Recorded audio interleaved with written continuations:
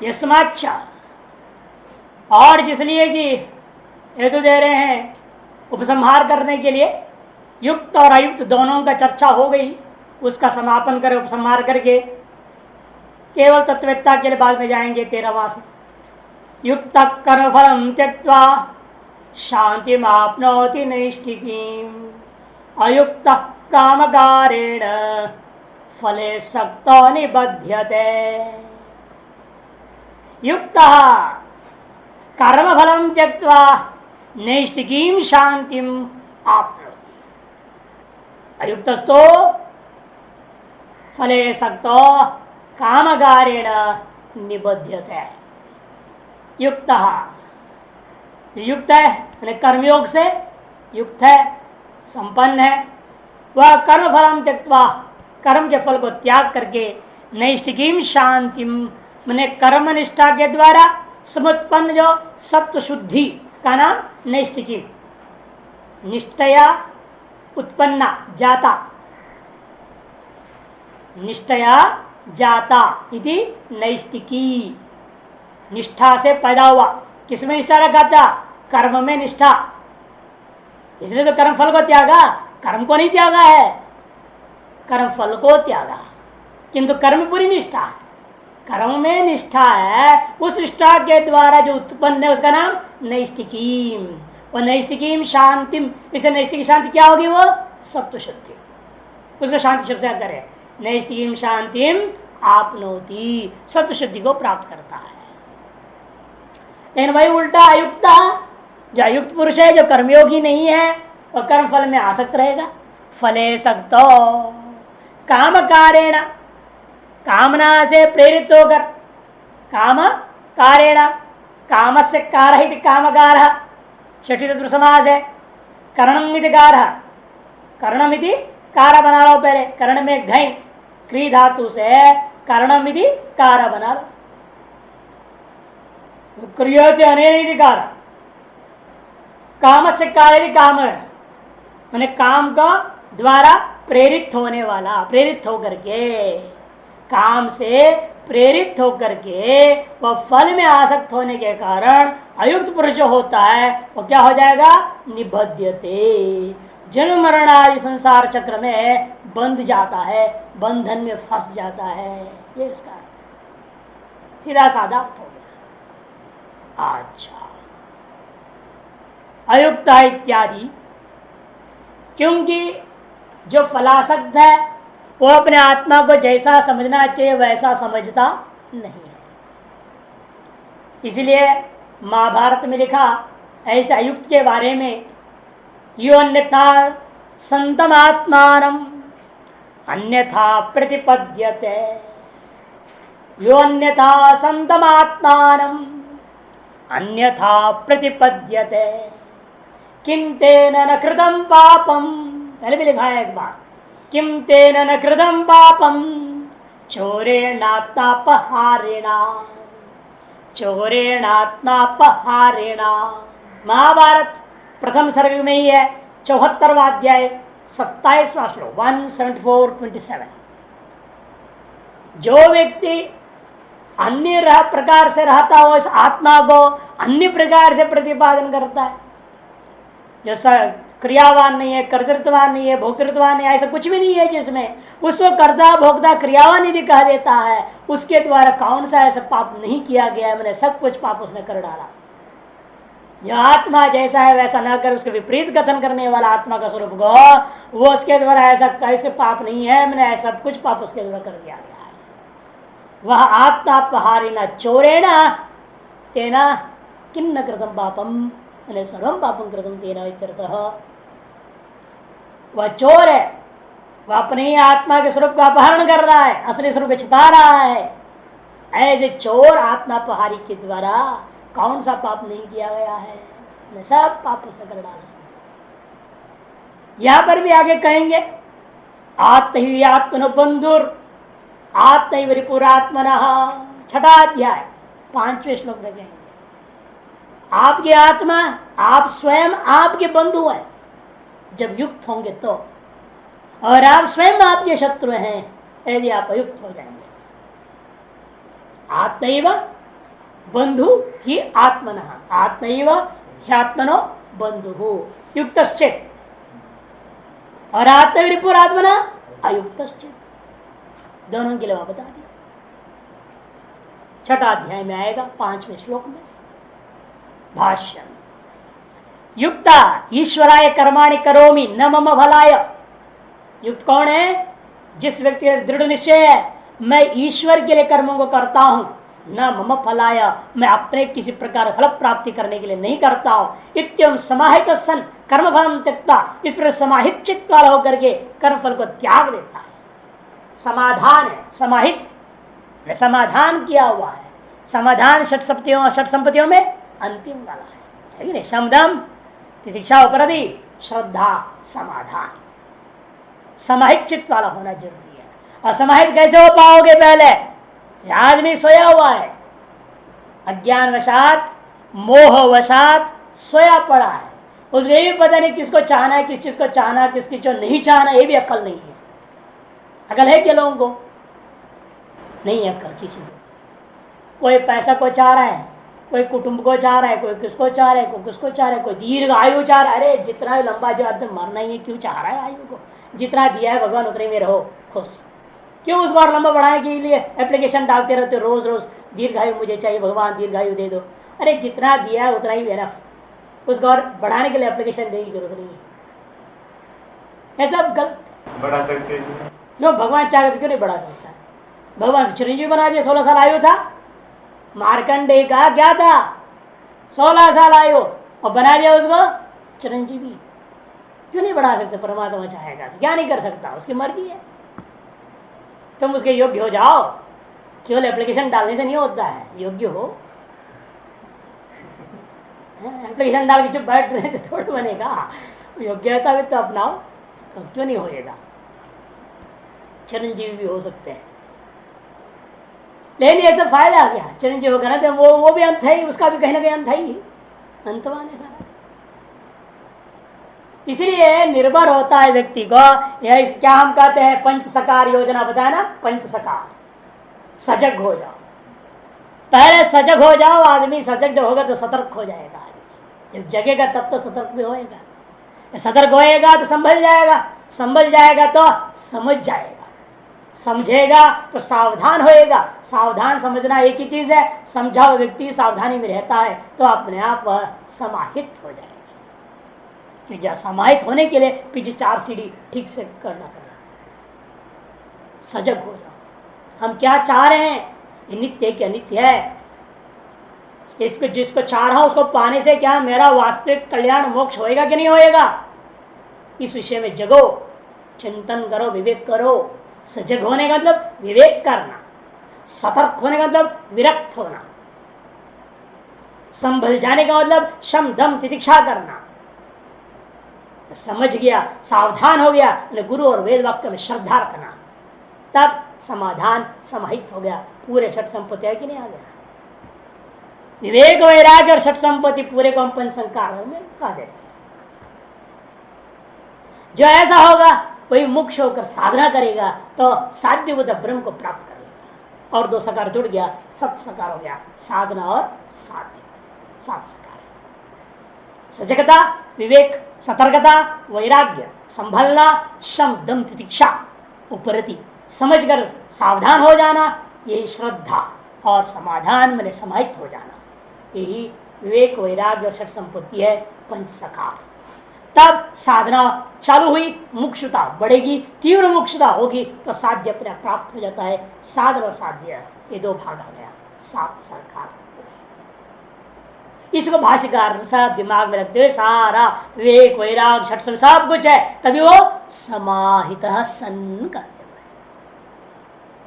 विवेक से लेकर के समाधान तक पूरे को भाष्यकार संक्षेप में कह देते हैं समाहित सन।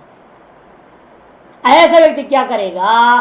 कर्म फलम त्यक्त्वा परित्यज्य, कर्म फल को त्याग करके शांतिम मोक्षाख्याम आपनोति नैष्ठिकीम निष्ठायाम भवाम सत्व शुद्ध ज्ञान प्रति सर्वकर्म संन्यास ज्ञान निष्ठा क्रमेण इति वाक्य शेष। शांति से भाष्यकार तो पहले क्या कर दिए? सीधा अर्थ कर दिया मोक्ष। अरे मोक्ष कैसे हो जाएगा? कर्मयोग से। तब भाषा में हाँ हाँ अर्थ कर रहा हूं लेकिन आगे समझा दूंगा, चिंता मत करो। कर्मनिष्ठा से मोक्ष का मतलब पहले सत्व शुद्धि, तो शांति का अर्थ और सीधे सत्य शुद्धि अर्थ भी ले सकते हैं। क्रमेण सत्य शुद्धि क्या करेगा? आपको मोक्ष में ले जाएगा। नैष्ठिकीम का अर्थ निष्ठायाम भवामिति नैष्ठिकीम, निष्ठा में जो होता है उसका नाम नैष्ठिकी। कौन सी निष्ठा में क्या होता है? कर्म निष्ठा होगी तो सत्य शुद्धि होती है, ज्ञान निष्ठा हो जाएगी तो स्वरूप सिद्ध हो जाएगा। क्रम से, इसे जो क्रम में बहुत सतर्क है। पहले कर्मयोग करोगे तो उसे क्या होगा? अंतःकरण शुद्ध होगा। अंतःकरण शुद्ध होने से कर्म संन्यास करोगे, केवल कर्म संन्यास करने से क्या होगा? ज्ञान प्राप्ति होगी। विविदिशा संन्यास पहले, विविदिशा संन्यास से ज्ञान प्राप्ति, ज्ञान प्राप्ति से क्या होगा? सर्वकर्म संन्यास, विद्वत संन्यास होगा। विद्वत संन्यास होने से ज्ञान निष्ठा होगी, ज्ञान निष्ठा होने से मोक्ष हो जाएगा। क्रमेण इति वाक्यशेषः।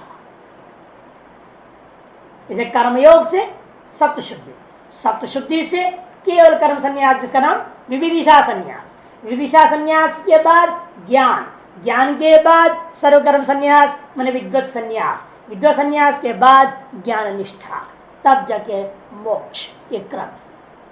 और पहली सीढ़ी नहीं ठीक से हो रही है तो फिर कहां से बाकी सब सीढ़ियों का नाम तो जान लिया कम से कम। ये क्रम होता है। कितनी लंबी है अब पता चल रहा ना, सीढ़ी आसान ही है। इसलिए कबीरा ने कहा ये 7 रुपये सीढ़ी कैसी है? पेड़ खजूर, चढ़ जाए तो छाके प्रेम रस, गिर जाए तो चकना चूर।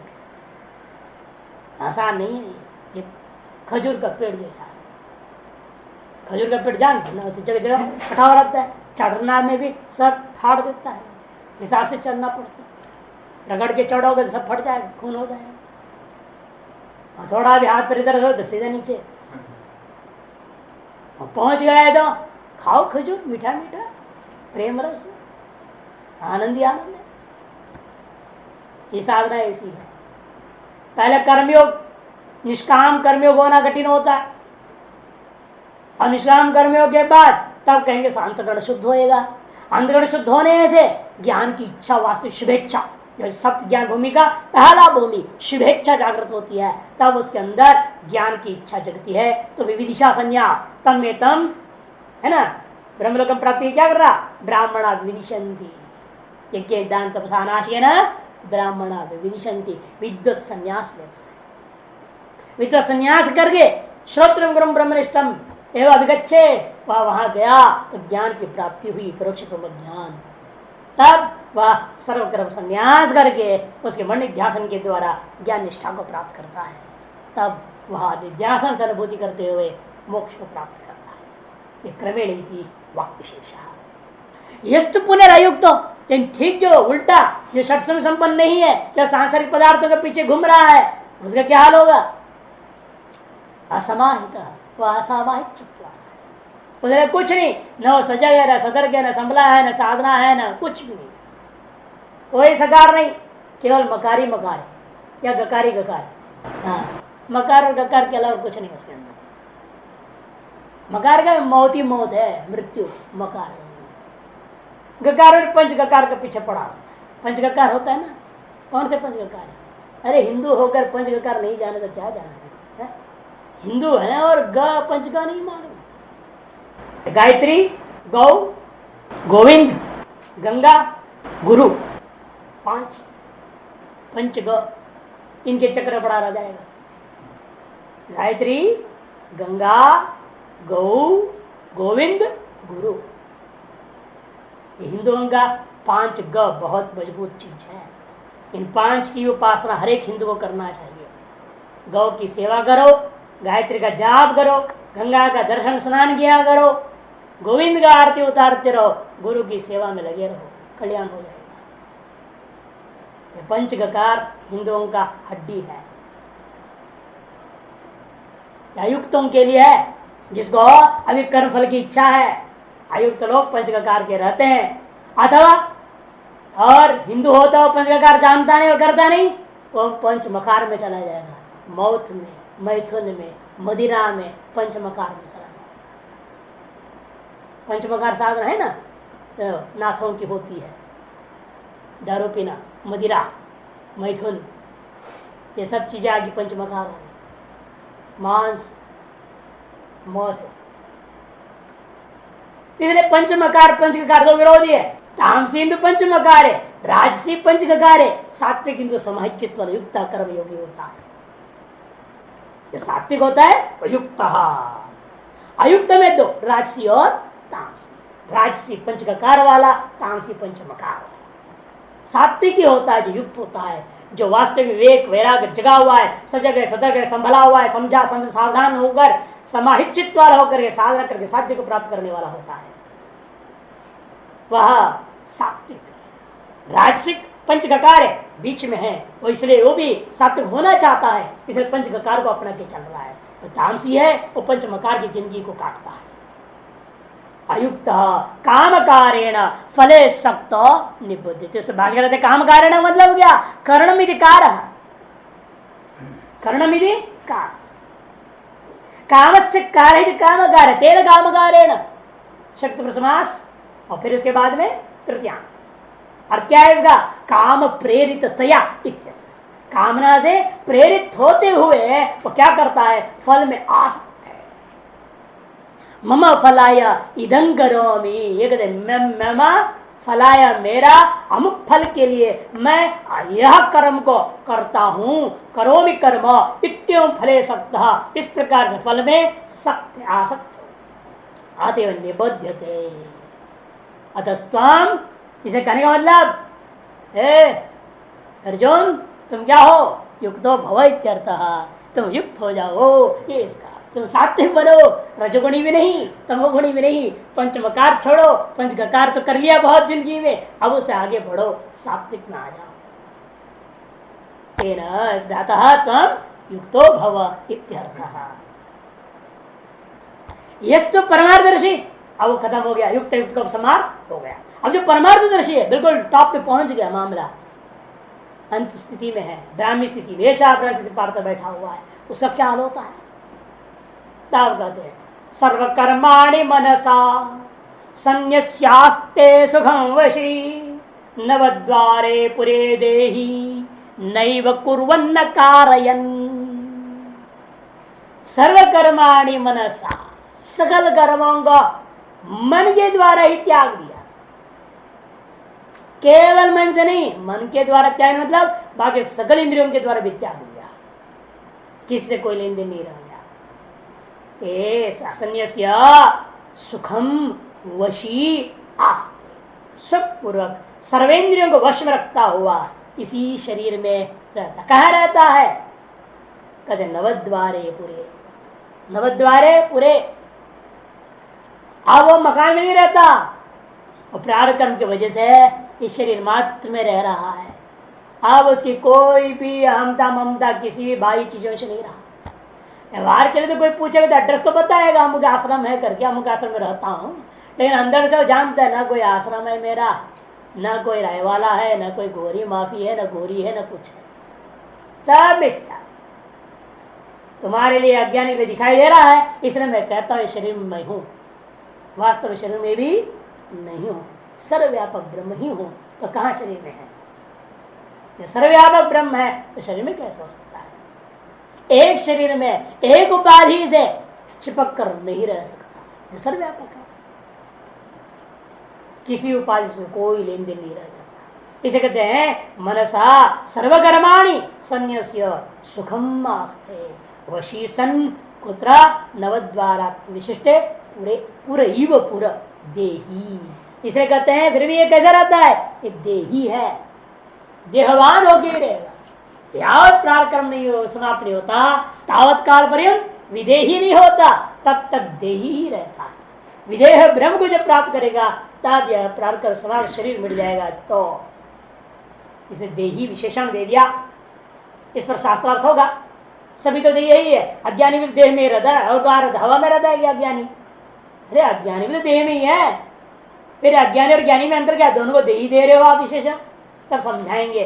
अज्ञानी को मालूम नहीं है मैं देही हूं, मैं देव हूं, ये जानता है। देवदत्त हूं मैं। अरे तुम ये नहीं वगैरह नहीं, किसने कहा? मैं यही देवदत्त हूं, देखो मेरा फोटो है, देखो हमने बना रखा है, क्या बोलते हैं आजकल इलेक्शन का वोटिंग कार्ड बना रखे हैं, आइडेंटिटी कार्ड, आई कार्ड, इससे भी हमारा फोटो देखो, यही है वो। तो शरीर को ही मैं बोलता है, शरीर से भिन्न मैं आत्मा नहीं जानता, मरने तक नहीं जानता।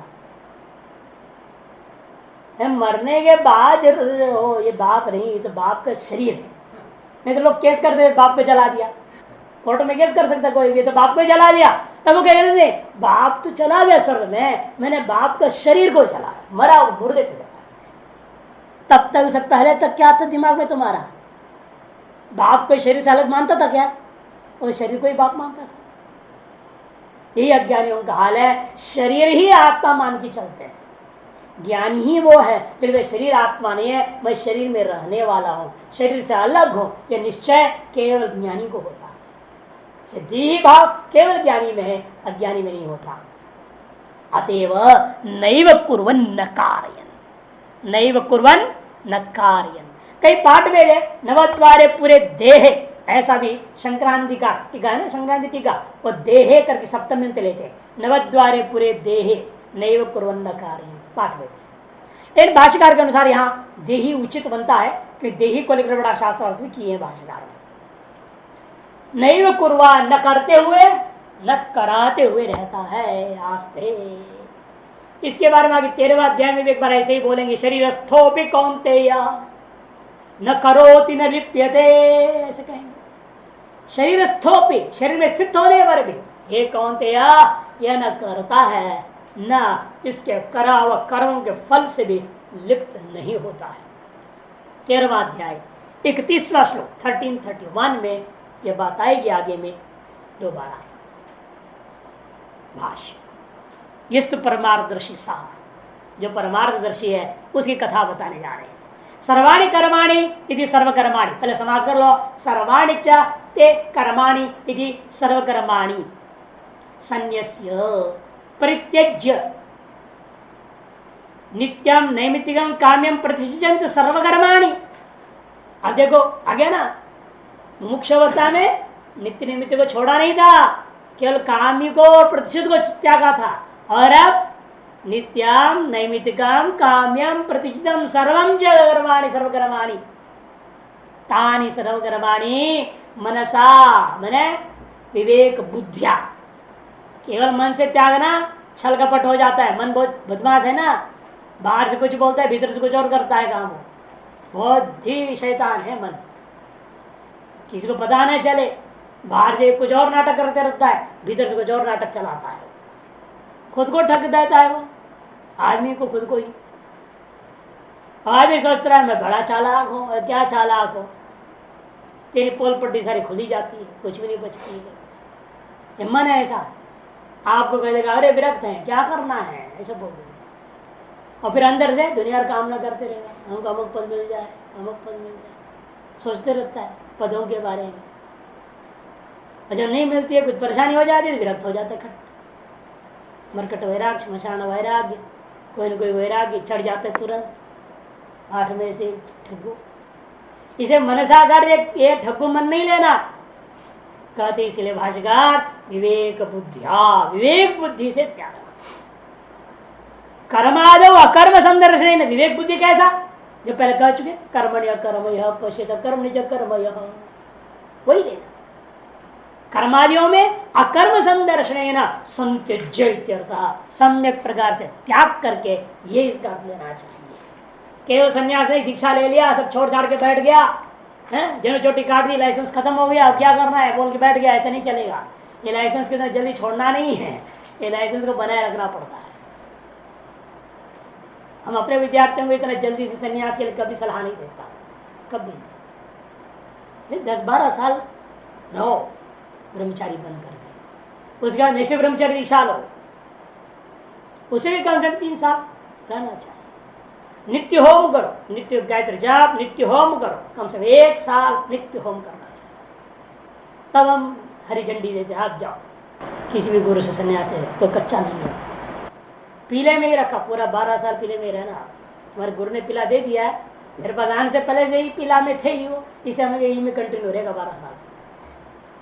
उसके बाद निष्ठिक ब्रह्मचर्य दीक्षा। एक साल नित्य होम करो, सामग्री ढूंढ ढूंढ के इकट्ठा करके लाओ, मेहनत करो। एक साल तक किया, फिर एक पंडित जी उसको समापन कराया, समापन करो। उसके बाद आप जाओ ओमकारेश्वर महाराज जी से संन्यास दीक्षा लो।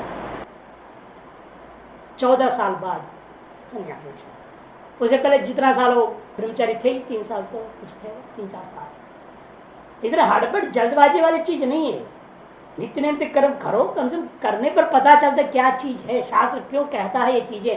नहीं, मोक्ष को नित्य नित्य कर्म करना चाहिए, करने पर तो पता चला क्यों कह रहा है। फालतू थोड़ी कहता है शास्त्र, मनुष्य का कल्याण के लिए तो कह रहा है ना। तो करने से पता लगता है सारी चीजें, करना चाहिए। इसे भाष्यकार यहाँ लाते हैं कि कर्मादियों में अकर्म सदर्शन के द्वारा सम्यक प्रकार से त्याग की इत्यर्थ।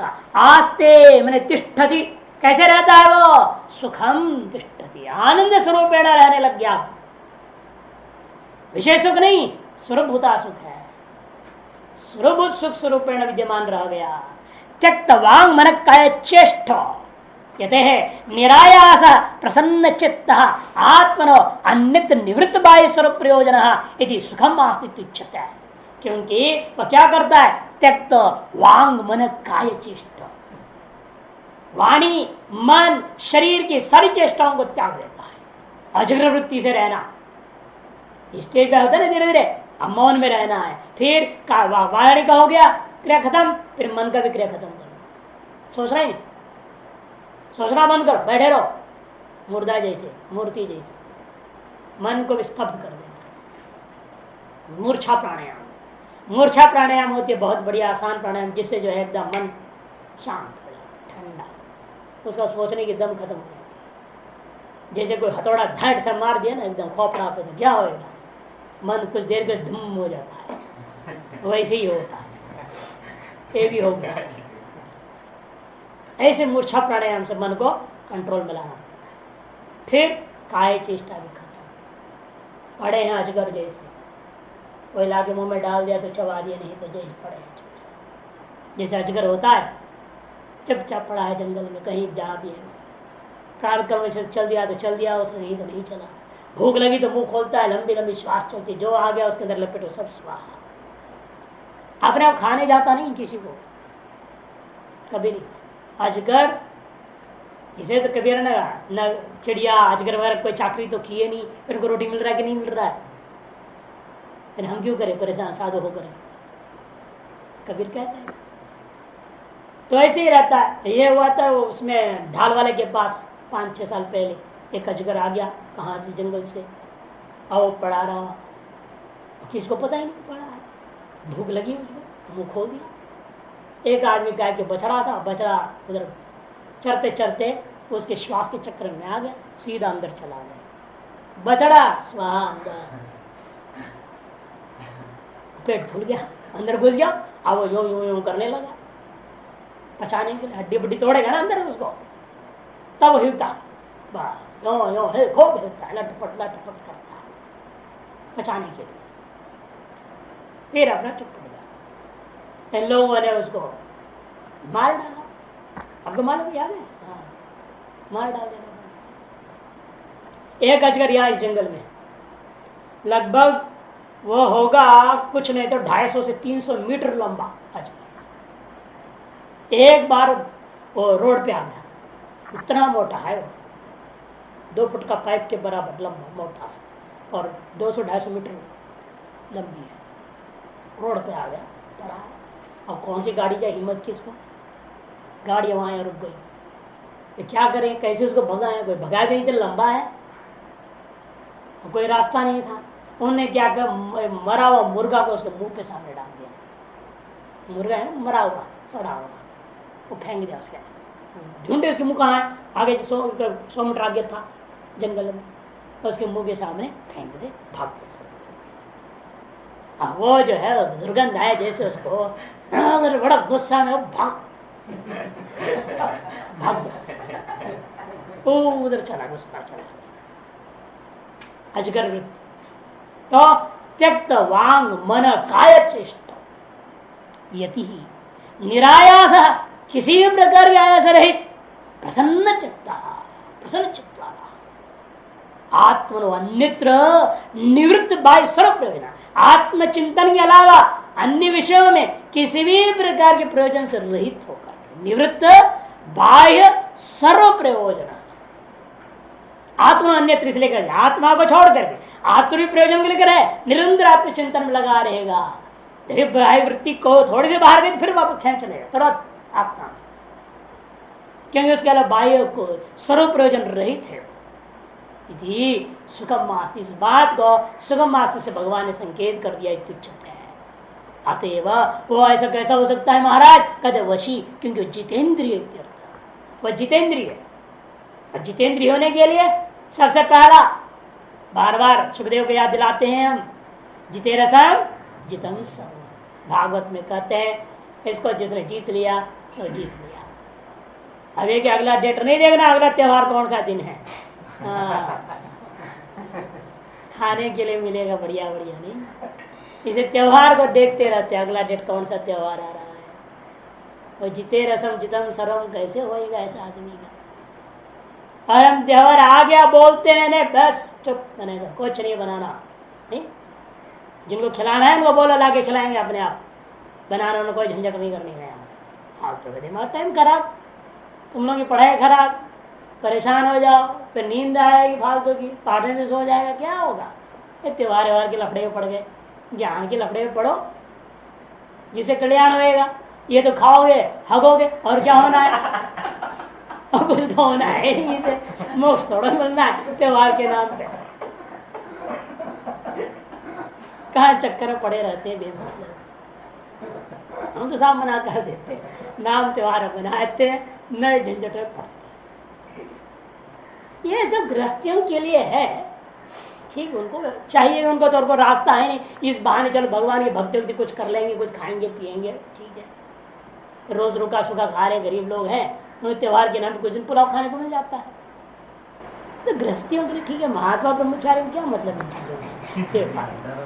है, भंडारा तो त्योहार जैसे होता है। भंडारा तो बिल्कुल वो जो अभिशाप है महात्मा के लिए, भंडारा सिस्टम ही गलत है साधुओं में जो हो रखा है। हर आश्रम वाले ने अपने धंधा के लिए जो भंडारा बना दिया बहुत ही खराब था। इसने पूरे साव समाज को भ्रष्ट कर रखा कि गलत चीजें आती, गलत पैसे आते, और मरे फिरे पता नहीं क्या पापी सापी मरा, उसके नाम पे जब भंडारा कर देते हैं, उसे खाओ तो दिमाग भ्रष्ट होगा और क्या होगा, भजन का होना है। और सब 2 नंबर पैसे वाले आते, कौन खुशी से भंडारा दे रहा है? दे सकता है कि आम आदमी जो सामान्य नौकरी वोकरी कर रहा है मान लो, उसे को भंडारा दे दे, घर में राशन महीने के अंत में नहीं रह जाता है, स्थिति वो आती, वो कहाँ से भंडारा दे देगा? ये 2 नंबर न कमावे, आसान थोड़ी है। ईमानदारी से कोई कमावे वो कभी भंडारा दे नहीं सकता किसी को, वो अपना पेट का रोटी खाट के साधु को भिक्षा ले दे सकता है। गरीब लोग भी देखो है दे देते हैं, वो अपना रोटी खाट रहे हैं, अपना पहले 4 3 खाएंगे, एक चलो साधु को दे देंगे जो भिक्षा मांगने आया। वो रोटी हानिकारक नहीं है, वो धर्म के प्रति श्रद्धा पूर्वक दिया हुआ चीज है।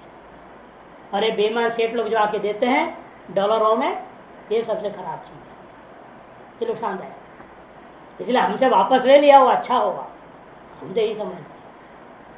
हमको जो दिया था वो हमसे वापस ले लिया, दान दिया वापस ले लिया, तो हम खुश हैं, ये अच्छा हो। सब भ्रष्ट हो रहे, सबकी दिमाग खराब थी, जब से ये घटना हो गई अच्छा हो गया। जो दिया सब वापस ले जाओगे, जिसका जो हिस्सा वापस ले जाओ, अपना राम राम करो, ठीक ठाक। इसीलिए दान लेना भी खराब होती है, सोच समझ के लेना पड़ता है, किससे हम ले रहे, कैसे आपसे ले रहे, क्या है। अब एक विश्वास पर ले लेते हैं, फिर धोखा खाते हैं, फिर टेंशन हो जाती है। इसे पूरा परख हम कहाँ ले पाते हैं? जो आ रहा है सब जो चढ़ा के जा रहे हैं, क्या मालूम कौन है, क्या है, कैसा है, नहीं परख पाते ना। एक विश्वास पर चलता है, भाई श्रद्धा से आया है, धर्म से आया है, इसलिए दे रहा है, समझ लेते हैं कि हाँ मालूम बाद पीठ से छुरी मारने वाला है, कुछ और ही बुद्धि है इसकी, छल कपट झूठ बेईमान सब कुछ है। बाहर से बड़ा भक्ति ब्राह्मण कहने से क्या होता है? सच्चाई क्या है, अंदर से क्या है, वो झूठ छल कपट है। तो इसलिए ऐसा अन्न भी बहुत नुकसान देता है। ऐसों का धन भी नुकसान, इसलिए तो वशी जितेंद्र पर जिते रसम जितम सर्वाम, इसलिए इन चीजों के चक्कर पड़ना नहीं। त्योहार आ गया और भगत जी हमको खिलाओ बढ़िया मिठाई फिठाई, चक्कर मत पड़ो। और खिलाने भी आए इधर नहीं जाओ, हमें नहीं चाहिए, हमको सूखा रोटी ठीक है, घी भी नहीं चाहिए, घी चुपड़ाने भी नहीं, सूखा खाएंगे बोलो, ये होना चाहिए। तब जाके ये जो ज्ञान जो बोल रहे हैं सब पचता है, नहीं तो सुनने के लिए है, क्या सुनाने के लिए कमाने के लिए हो जाएगा। वह कथम आस्ते इत्या, कहाँ रहता है और कैसे रहता है वो, तब जवाब देते नवद्वारे पुरे देही। नवद्वारे पुरे, 9 द्वार वाला पुर में रहता है वो। 9 द्वार ऐसा कोई शहर है, वो शहर में रहता है। कौन सा शहर है वो, कहते एक खोपड़ा में 7 द्वार है, 7, 2 कान है, 2 आंख है, 2 नाक में छिद्र है, 1 मुंह है, 2 2 4 2 6 1 7, और आगे एक पीछे एक विसर्जन करने के लिए 2 निचले भाग में है छेद, तो 7 9 छेद, 7 और 2 9 छेद हो गया। सप्त शीर्षणी, सप्त शीर्षण्यानि, शिरसि भव शीर्षण्य, शीर्षण्यानि सप्त आत्मनः उपलब्धि द्वाराणि, जो कि कैसा है सब के सब द्वार वास्तव में आत्मा की उपलब्धि के लिए थे, और हम क्या कर रहे हैं विषयों की उपलब्धि में लगा दिए इनको। आत्मोपलब्धि द्वाराणी न तो विषयोपलब्धि द्वाराणी, ये 7 6 जो ऊपर के हैं आत्मा की उपलब्धि के लिए है। और आत्मोपलब्धि द्वार होता है शरीर को जिंदा रखने, जो हम लोग खाते पीते हैं उसका माल टाल जो गंदगी कचड़ा पचड़ा बचा हुआ उसको निकालने के लिए नीचे के 2 द्वार बना दिए भगवान ने। वो कचड़ा निकालने के लिए, वहां से कुछ लेना नहीं, वो निकालने के लिए 2 द्वार, और डालने का जो 7 द्वार है। वो भी किस विषय को लेकर के डालना है, कहते आत्म विषय को ही डालना। आत्मोपलब्धि द्वाराणी, आत्मना उपलब्धि द्वाराणी, और वाक, और नीचे में 2 है। क्या काम है उनका, मूत्र पुरुष विसर्गार्थ है, मूत्र और पुरुष है। मूत्र में लोक शंका, पुरुष में दीर्घ शंका, दोनों शंकाओं को दूर करने के लिए है, विसर्जन करने के लिए है, विसर्गार्थ है। तैर द्वारे ही, उन द्वारों के द्वारा यह शरीर का नाम है नवद्वारम। नवभि द्वारे ही भवती नवद्वारम युक्तम भवती नवद्वारम पुरम उच्यते। शरीरम पुरम इव पुरम, पुरम क्या है, यह शरीर ही है, इसलिए वह पुर के समान पुर है। आत्मिक स्वामिकम, जैसा बाहर का नगर का कोई डीएम होता है, पूरा एक जिले का डीएम, एक देश है तो राष्ट्रपति, उसी प्रकार से इस पुर का कौन है मालिक, कहते आत्मा इसका असली स्वामी है। आत्मिक स्वामिकम, आत्मिक स्वामिकम, आत्मा ही इसका एकमेव द्वितीय स्वामी है। दूसरा सब अपने आप को स्वामी मान रहे हैं, या अहंकार अपने आप को स्वामी मानता है, मन अपने आप को स्वामी मान रहा है, बुद्धि अपने आप को स्वामी मानती है, ये सब ठग्गु हैं, ये कोई स्वामी नहीं है, ये सब नौकर है। लेकिन ये उल्टा मालिक हो गए, आपके ऊपर हावी हो गए। ये वास्तव में नौकर थे, इनके माध्यम से हमने आत्मा को जानना था, लेकिन उल्टा क्या हो गया, ये हमें नचा रहे हैं, जगत में बढ़ा दिए। इसलिए कहते भाष्यकार आत्मस्वामिकम नहीं कहा, आत्मिक स्वामिकम, आत्मा ही एकमेव स्वामी है जिसका ऐसा पूरा शरीर है। अन्य जितने हैं उनमें से किसी को भी स्वामी नहीं मानना, वो सब नौकर है, उनसे काम लो, शास्त्रों को पढ़ने और पढ़ाने का काम लो इनसे, केवल खाने पीने का काम नहीं।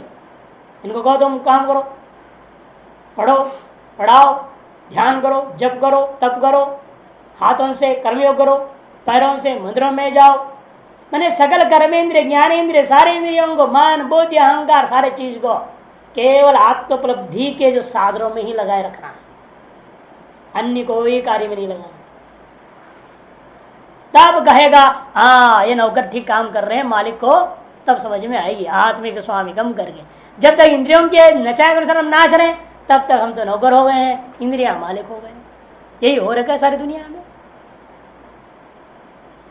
तदर्थश्च, तदर्थ प्रयोजन है, तदर्थ प्रयोजन इंद्रिय मनोबुद्धि विषय अनेक फल विज्ञान से उत्पादक ही पौरीव अधिष्ठितम तस्मिन् नवद्वारे पुरे देही। तदर्थ कि उस आत्मा के ही प्रयोजनों को सिद्ध करने के लिए, आत्मा का प्रयोजन को ही सिद्ध करने, तदर्थ प्रयोजन ही इंद्रिय मन बुद्धि विषय ही, इंद्रिय मन बुद्धि ये जो है अपने विषयों के द्वारा अनेक फल विज्ञान से उत्पादन, अनेक फल और अनेक विज्ञान के उत्पादन के द्वारा उसी के प्रयोजन सिद्ध करते हुए पौर के समान पौर नहीं है सब वास्तव। ये राजा नहीं कोई, पौर मैंने पुरवासी, पूर्व में रहने वाले नागरिक, प्रजा, सिटीजन, पौर के समान पौर है ये। कौन? मन बुद्धि अहंकार इंद्रियां वगैरह, और इनका मालिक है आत्मा। आत्मा मालिक है, पूरा स्वामी है, और पूर्व में रहने वाले पौरा कौन है? ये सारे सामग्री, इनका विषय, इनका विज्ञान, इनका फल, ये सब पौर कोटि में ही आ गया, सारे के सारे पौरे। एदार से पौरीर इव अधिष्ठितम, जैसे पौरों से अधिष्ठित पूर्व स्वामी होता है वैसे इनसे अधिष्ठित यह आत्मा है। ऐसे यह तस्मिन् नवद्वारे पुरे, इस प्रकार नवद्वारों से विशिष्ट पुर में यह देही, ये देही रहता है। देही सर्वम कर्म संन्यास्य आस्ते, यह देही जो है सकल कर्मों का संन्यास करके रहता है, ऐसा अन्वय कर लेना पूर्वार्ध में अन्वय। देही सर्वकर्माणि संन्यास्य आस्ते, ऐसा क्रियापद के साथ अन्वय कर दो। तब प्रश्न उठता है देही ये विशेषण आपने क्यों दिया? क्यों विशेषण है ना, देही कहने क्या जरूरत थी? क्यों? अज्ञानी भी देह में रह रहा है, ज्ञानी भी देह में रह रहा है, सब तो देह में रहते, सारे तो देही तो है। इस ज्ञानी को आप विशेष रूप में देही क्यों कह रहे हो? इसका मतलब क्या अज्ञानी देही नहीं है क्या? तो देह में नहीं रहता है कि विशेषण कह दिया जाता है? कहीं संभव हो या व्यभिचार हो, संभव विचाराभ्याम विशेषण अर्थवत, यह न्याय है। संभव विचाराभ्याम विशेषण अर्थवत, यह न्याय के आधार पर पूछ रहा है। किम विशेषण है न देही, ऐसा विशेषण दे क्या फायदा? वशी कह दिए थे, काम खत्म। वशी तो बोले ही हो जितेंद्रिय, अब उसमें फिर देही विशेषण देने की जरूरत है? वशी आस्ते, काम खत्म। पूर्व पक्ष अपने विस्तार समझा रहे हैं, सर्वो ही देही, सारी दुनिया ही देही है। सन्यासी असन्यासी वा, चाहे सन्यासी हो चाहे असन्यासी हो, देह एवास्ते, सभी के सभी ज्ञानी अज्ञानी सन्यासी असन्यासी सभी के सभी लोग कहाँ है? देह में ही तो रहते हैं। तत्र अनर्थक विशेषण, इसलिए ऐसी स्थिति में ये विशेषण अनर्थक है, व्यर्थ है, कोई मतलब नहीं इसका। इति चेत उच्यते, तब समझाते कहते नहीं नहीं भाई, बहुत सार्थक विशेषण, अनर्थक विशेषण नहीं है। कैसे सार्थक है? क्योंकि अज्ञ यद्यपि रहता शरीर में, लेकिन मानता क्या है? वो रहने में मानने में अंतर है ना, है कि नहीं? आदमी रह रहा है किराए में, लेकिन अपने आप को मालिक मानता है, तब समस्या तो है ही ना। किराए के मकान में रहते हो और मालिक अपने आप को मान लोगे तो समस्या खड़ी होगी, पिटेगा, कोर्ट केस होगा, लड़ाई झगड़ा होगा, कुछ ना कुछ होगा, लफड़ा तो नहीं है। उसी तरह से रहने और मानने में बहुत अंतर है। अज्ञानी का भी यही हाल है, रहता तो शरीर में है लेकिन मानता नहीं मैं शरीर में रहता हूं। कि तो मानता क्या है? शरीर ही मैं हूं, ये मान लेता उल्टा। और ज्ञानी जैसा रहता वैसा मानता, रहता कैसा है? शरीर में। से मानता क्या है? मैं शरीर वाला हूं, शरीर हूं नहीं, मैं शरीर में रहने वाला हूं, मैं शरीर से अलग हूं, शरीर मुझसे अलग है, यह शरीर मेरा नहीं है, न मैं तो शरीर हूं, न यह शरीर मेरा है, न यह शरीर में मैं रहता हूं। यह भी कहना अज्ञानियों के दृष्टिकोण से है। वास्तव में मैं यह शरीर में भी नहीं रहता, मैं तो व्यापक ब्रह्म हूं। ये ज्ञानी की अवस्था है। ये शरीर में नहीं हूं, शरीर मेरा नहीं है, शरीर मुझ में नहीं है, और शरीर में मैं नहीं हूं। चारों कोटि समझ लीजिए, वही ब्रह्मज्ञानी है। अज्ञानी के दृष्टिकोण से कहा जाता है प्रारब्ध कर्म की वजह से शरीर है और शरीर में रह रहा हूं और शरीर के द्वारा सब कार्य हो रहा है। इसलिए भाष्कर कहते हैं यस्तु अज्ञो देही जो अज्ञ है वह भी देही है, मैं भी मानता हूं देह में रहता है, लेकिन देहेंद्र संघात मात्र आत्मदर्शी। देही होते हुए वो क्या कर रहा है? देह इंद्रिय आदि संघात मात्र को आत्मा समझ रहा है। वो देह से भिन्न, इंद्रियों से भिन्न, इस संघात से भिन्न आत्मा को वो जानता नहीं, मानता नहीं। स सर्वोपि गेहे भूमौ आसने वा आस इति मन्यते। स सर्वोपि, ऐसे वे सब के सब लोग क्या कर रहे हैं? वे क्या मानते हैं अपने आप को? जैसे मैं इस घर में रहता हूं या भूमि पर रह बैठा हूं या आसन पर बैठा हूं, ऐसे वो मानते हैं अपने आप। शरीर का बैठा हुआ, शरीर कहाँ है? घर में। उसे लोग क्या कहेगा? मैं घर में हूं कहेगा। अरे तू कहाँ घर में है? तू ब्रह्म है, तो घर में रह सकता है क्या? घर के अंदर रहने वाला ब्रह्म कैसे हो जाए? तो परिचिन्न है, ब्रह्म तो अपरिचिन्न। क्या कह रहा है? मैं घर में हूं कह रहा है अज्ञानी।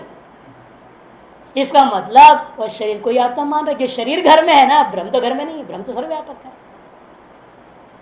शरीर ही घर में रहता है, वो शरीर को ही वो आत्मा मानता है, अतएव वो कह रहा है मैं घर में रह रहा हूं, मैं भूमि पर बैठा हूं। भूमौ आसने वा आस, वासनी पाठ करना है इसको। वा आस, वा आस, वा बे, गेहे वा भूमौ वा आसने वा आस अहम। आसे उत्तम पुरुष, अहम आसे, है ना? आसे आसाते आसते, ये आस धातु का रूप। यह भी भगवान ने क्या प्रयोग कर दिया था? आस्ते, आस्ते आसाते आसते, इसलिए आसे उत्तम पुरुष एक वचन में इति है ना। ये चाहे शकार लोप हो गया। आगे देखो, आगे और स्पष्ट दिखा कि इसी प्रकार से आसे प्रयोग कर रहे हैं। नहीं देह मात्र दर्शनो गेह इव देह आस इति प्रत्यय संभवति, है ना? वहां पर आशा अलग कर स्पष्ट है, वही आशा पहले भी प्रयोग हुआ है। देह मात्र आत्मदर्शी जो होता है वह गेह में जैसा मानता, वैसे देह में अपने आप को मानता है क्या? वह नहीं मानता। तो ये थोड़ी कह रहा है जैसा मैं शरीर घर में है वैसे शरीर में मैं हूं, ऐसा मानता है क्या अज्ञानी कोई? गेह इव, जैसे गेह में शरीर है उसी प्रकार से देह में मैं हूं, ऐसा देह मात्र को आत्मा मानने वाला ज्ञानी के अंदर नहीं प्रत्यय संभवती। एतादृश ज्ञान जो है उसमें कभी हो नहीं सकता। जो यह मान रहा है मैं घर में हूं, वह व्यक्ति कभी हम मान नहीं सकता मैं शरीर में हूं, किंतु जरूर माने कर रहा है कि शरीर ही मैं हूं, तभी वो ऐसा बोल सकता है। जो शरीर ही मैं हूं ऐसा मानने वाला ही ये कह सकता है मैं घर में हूं। इसलिए जैसा मैं घर में हूं वैसा मैं शरीर में हूं, ऐसा प्रत्यय नहीं संभवती। ऐसा प्रत्यय नहीं हो सकता किसको? जो देह मात्र आत्मदर्शिण, देह मात्र को आत्मा मानने वाला है, उसको कभी ऐसा ज्ञान नहीं हो सकता। देहादि संघात व्यतिरिक्त आत्मदर्शनस्तु, लेकिन जो व्यक्ति देह आदि संघात से भिन्न आत्मा को अनुभव कर रहा है, दर्शी है, साक्षात्कार किया हुआ व्यक्ति है, वह व्यक्ति क्या कहता है? देहे आसे, मैं देह में रहता हूं। इति प्रत्यय उपपद्यते, उसके लिए यह प्रत्यय उपपन्न हो सकता है। क्यों? वह कह सकता है कि शरीरादि मिथ्या है, इस मिथ्या शरीरादियों में वह व्यापक ब्रह्म रूपा जो मैं कल्पित अधिष्ठान रूप से अधिष्ठान के अंदर विद्यमान हूं, ऐसे कहने में कोई आपत्ति नहीं। जैसे आकाश को घड़े में है कोई कहता है, गलत थोड़ी कह रहा है, सोपाधिक कथन कह रहा है, यह जान के कह रहा है, लेकिन वो आकाश को कभी किसी चीज में बंधा नहीं जा सकता है। यह जानते हुए हम कह रहे हैं घट में आकाश है। उसी प्रकार से यह जानते हुए आत्म साक्षात्कार ब्रह्मज्ञानी कहेगा, अज्ञानियों के दृष्टिकोण से व्यवहार करते हुए कहता है कि मैं शरीर में रहता हूं, मैं देही हूं, ऐसा कहता है। तो इसीलिए कहता है इस बात को ज्ञात कराने के लिए कि मैं देह नहीं हूं, न यह देह मेरा है, यह तो किराए का घर है, कब जाए यहां से कब मालिक निकाल देगा कोई भरोसा नहीं। बिना भाड़े का किराए का ऐसे थोड़ी हम रह रहे हैं, ये मकान ऐसे नहीं मिला है, इसका किराया भाड़ा आप एडवांस में पेमेंट कर चुके हैं। हाँ, पहले पेमेंट हो चुका है। कितने दिन के लिए आपको इस मकान में रहना है वो पूरे का आपने पेमेंट पहले कर दिया है। ये नहीं कि बाद में पेमेंट करना पड़ेगा, ऐसे नहीं। जितना कर्म था वो सब भगवान को दे चुके, भगवान हमको अब भुगता रहा है यहाँ पर रहकर। उसमें जब जब हम गड़बड़ करते तब कुछ ना कुछ करंट काट देता, कभी नहीं, जैसे बिजली काट देते हैं, पानी कनेक्शन काट दिया जाता है, कभी कुछ हो जाता है नहीं, वैसे यहाँ पर भी कभी कान को खराब कर देते हैं, कभी आंख को खराब कर देते हैं, कभी कुछ खराब कभी कुछ खराब, एक एक करके नोटिस देते थे। जब टाइम आ गया तुम्हारे किराया समाप्त होने जा रहा है भाई, टाइम पूरा हो रहा है, सूचना देते हैं। प्रत्युपदिते परकर्मणांच परस्मिन्नात्मनि अविद्याध्यारोपितानां विद्या विवेक ज्ञानेन मनसा संन्यास उपपद्यते। क्योंकि क्या है ये, इसीलिए सगो साहब बोल रहे ज्ञानी का अपने कोई कर्म भी नहीं है। परकर्मणाम, शरीर इंद्रियों का कर्म, पर कौन है? शरीर इंद्रिया, उनके कर्मों का। परस्मिन्नात्मनि, परात्मा में अविद्या आरोपिता नाम, अविद्या के द्वारा आरोपित है उनको विवेक ज्ञान के द्वारा विद्या मनसा संन्यास उपपद्यते। विवेक ज्ञान को लेकर के ब्रह्मविद्या के हाथ में लिया हुआ मन के द्वारा अर्थात विशुद्ध अंतःकरण के द्वारा उन कर्मों का भी संन्यास करना उपपद्यते, उपपन्न होता है, युक्त होता है, इसमें कोई संशय नहीं कहते। क्योंकि कर्म भी मेरा नहीं रहा है ना, जब शरीर मेरा नहीं है। व्यवहार के लिए कहा जा रहा है मैं शरीर में रह रहा हूं, अज्ञानी के दृष्टिकोण से कहा जाता है, इसलिए अज्ञानी का दृष्टिकोण से शरीर इंद्रियों में कर्म हो रहे हैं, है ना। इन शरीर में होता हुआ जो कर्म है, यह कर्म भी अज्ञानी अपनी अविद्या के द्वारा क्या कर रहा है, इस परब्रह्म परमात्मा विशुद्ध ब्रह्म में आरोपित कर देता है। उन आरोपितों को ही यह जो ज्ञानी इसके अंदर बैठा हुआ है वह क्या करता है, अपने विवेक और ब्रह्म विद्या के द्वारा उनको भी त्याग देता है। तुम्हारे द्वारा आरोपित कर्म भी मेरा नहीं है। तुमको दिखाई दे रहा है शरीर ने भिक्षा खाया, लड्डू खाया है, ये मत सोचना लड्डू हमारे लिए प्रिय है। ना हम लड्डू है, ना मेरे लिए लड्डू है, न लड्डू मेरा प्रिय है। लड्डू से कोई लेन देन नहीं। तुम समझ रहे हो, यही कमी है ना आज लोगों के अंदर, यही सबसे भारी कमी है कि गुरुओं के लौकिक व्यवहार को देखते हैं और लौकिक व्यवहार में त्रुटियां दिखती है उनको। अरे गुरु महाराज तो ऐसे हैं क्या, बड़े लड्डू प्यारे हैं, बालूशाही प्रिय इनके लिए, अमुक चीज प्रिय इनके लिए। एक चीज देखते हैं, अश्रद्धा होती है तो पतन को प्राप्त। रसखान की कहानी याद करो, रसखान प्रसिद्ध है वृंदावन का, मुसलमान था, अकबर का बारबर नहीं था, वो अकबर को ही भगवान समझता था। लेकिन जब एक बार सब देखा अकबर भी जो अल्लाह वो कर रहा है, तो उसने एक दिन आराम से एक दिन आधा मुंडन करके उसका तब पूछा, अब बताइए साहब, नहीं तो मैं मुंडन पूरा नहीं करूंगा, ऐसे छोड़ देता हूं, आप सच सच बताइए, आपसे बिन भगवान है? तो अकबर ने कहा मूर्ख, ये क्या पूछने वाली सवाल है, मैं तेरे जैसे इंसान हूं, ताकत है, मार काट करके मैं राजा हूं, राज खानदान में पैदा हुआ और राजगद्दी को संभाला हुआ हूं, तेरे जैसे मैं भी इंसान हूं, वह अल्लाह ओह बहुत ऊपर कहीं है। क्या पूछना था, जिंदगी क्यों बर्बाद कर रहा है इसका पीछे? रसखान के दिमाग में आया कि मैं क्यों अखबार की दाढ़ी मुझ बनाते रहे, मतलब है छोड़ो उसको, वो छोड़ छाड़ के चल दिया। हर आदमी से पूछता था, फिर वृंदावन की ओर यात्रा करते जाने वाले मंडली से जुड़ गया, उनसे पूछा कहाँ है, अरे भगवान वहां है मथुरा में, चलो चलो। वो उनके साथ जुड़ गया, मथुरा पहुंच गया, मथुरा से वृंदावन पहुंच गया, कहाँ है भगवान, कहाँ है भगवान, ढूंढ रहा है। अब भगवान भी भक्ति को देखते हैं ना, जिज्ञासा को देखते हैं, भगवान कृष्ण उसको दर्शन दे दिया। अब उसका जरिए भगवान मिल गए। भगवान ने कहा मेरे पीछे पीछे आते रहा, और जान करके कभी आभूषण गिरा देवे, कभी कुछ गिरा देवे, कभी बांसुरी गिरा दिया, अब वो उसको लपेट करके मालिक का है, मालिक का है, संभाल दे, और जब मालिक चाहे तब खट दे दिया। लेकिन यदि उसके मन में आते क्या भगवान एक छोकरियों के पीछे नाचते रहता है, तो क्या होता? आज आप रसकम का नाम लेते हैं। उसे क्या समझाओ उसको, क्या हमारे मालिक खुद आनंद में, परमानंद में रहते हैं सदा, और सबको आनंद बांटे जा रहे, बांटे जा रहे। क्या सारी गोपियां आनंद में लीन हो रही हैं।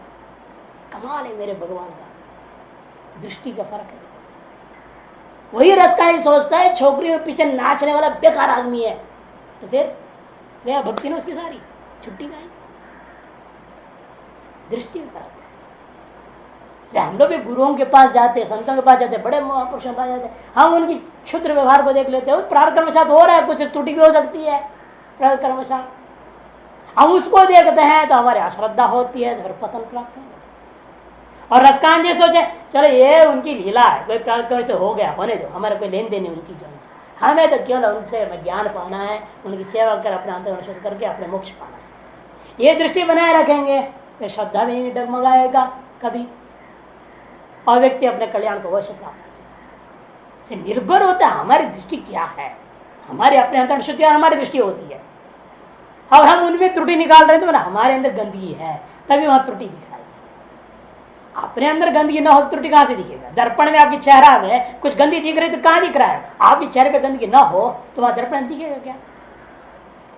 से आपके अंतःकरण में गंदगी ना हो तो गुरु में कहां से त्रुटि दिखेगा। आपकी श्रद्धा की वजह से वो दोष भी गुणाय भवति, गुण दोषाय न भवति, गुरुगत दोष भी गुण हो जाता है यदि आपके वास्तविक श्रद्धा है तो, और नहीं तो गुण भी दोष है, गुण भी दोष के लिए, गुणों में भी दोष आविष्कार करेगा। असूया इसका नाम है, इसे बारंबार भगवत गीता में क्या क्या अनसूयम, तो असूया वाले को कभी नहीं देना। ये गीता ऐसी चीज है जो गुणों में दोष आविष्कार करने वाले को तो कभी नहीं देना चाहिए। इसे संन्यास मनसा विवेक ज्ञान विद्या कैसा है वो, कद अविद्या आरोपित होता, उस अविद्या आरोपित वस्तुओं को परकर्माणाम परस्मिन् आत्मनि अविद्या आरोपितानाम विद्या विवेक ज्ञान मनसा संन्यास उपबद्धते।